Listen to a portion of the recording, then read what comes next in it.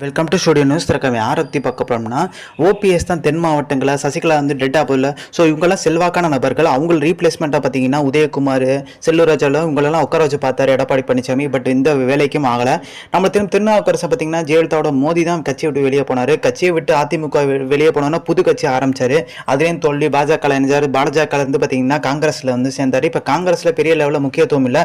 அதனால் எடப்பாடி பழனிசாமி பார்த்தீங்கன்னா திருநாவுக்கரசை வந்து நம்ம பக்கம் இழுத்து தென் மாவட்ட முகமாக பார்த்தீங்கன்னா அவரை களம் இறக்கலாம்ன்ற ஒரு எண்ணத்தில் இருக்கார். ஏன்னா ஓபிஎஸ் அவர்லாம் ஒரே சமூகத்தை சேர்ந்தவர். அதனாலவே பார்த்தீங்கன்னா திருநாவுக்கரசை வந்து கூப்பிட்டே இருக்காங்க. திருநாவுக்கரசு என்ன சொல்லியிருக்காருன்னா, நீங்களே எல்லாம் கட்சி சார்ந்த முடிவு எடுங்கண்ணே, நான் பொதுச்செயலாம் சும்மா பேருக்கு தான், ஆனால் உண்மையான பொதுச்செயல் நீங்கள் தான் ஏங்குவீங்கன்ற மாதிரி பார்த்தீங்கன்னா அந்த அளவுக்கு ஐஸ் வச்சு கூப்பிட்டுருக்காரு. தென் மாவட்டங்களில் இருக்க குறிப்பிட்ட ஓபிஎஸ் அவங்க சமூகத்தை சேர்ந்தவங்க பார்த்தீங்கன்னா அதிமுகவுக்கு ஓட்டு போட மாட்டாங்கன்றது எடப்பாடி பழனிசாமி தெரிஞ்சிருச்சு.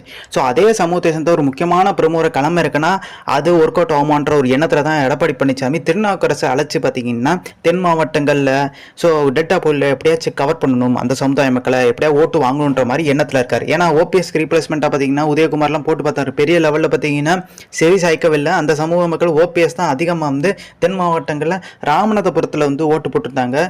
ஸோ எடப்பாடி பழனிசாமி பார்த்தீங்கன்னா இந்த மூவ் எடுக்கிறனால வந்து அதிமுகவில் இருக்க தொண்டர்களே வந்து சந்தேகம் ஏற்பட்டுச்சு. ஏன்னா ஓபிஎஸ் வெளிப்படையாக சொல்லியிருந்தார், நான் கட்சிக்காண்டி என்ன தியாகம் வேணா பண்ண ரெடியாக இருக்கேன்னு சொல்லிட்டு.